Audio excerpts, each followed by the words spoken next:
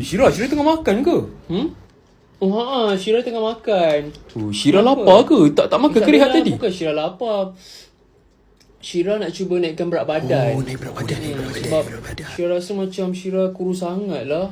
Lah, kurus saya elok Syirah. Kurus saya elok. Ya ke? Tapi Syirah kurus sangat. Syirah nak naikkan sikit berat badan sebab Syirah ni susah tau naik berat badan. Susah naik berat badan. Makan nasi lah Syirah. Nasi? Entahlah, Syirah makan nasi pun tak naik berat Weh, badan. serius lah. Untung gila. Susah lah jadi kurus sangat Tak ni. apa Syirah, slow okay? Syirah boleh Syirah. Macam Nurul, tengok Nurul ni. Nurul gemuk. naik. Kita pula. Tapi by the way kan Nurul cantik tau. Badan Ya Nurul ke macam ni? Syirah nak sangat badan macam ni ada tau. pula Syirah ni Macam lah. mana cuba bagi tips Ni sikit. tips apa Syirah? Nurul gemuk. Gemuk.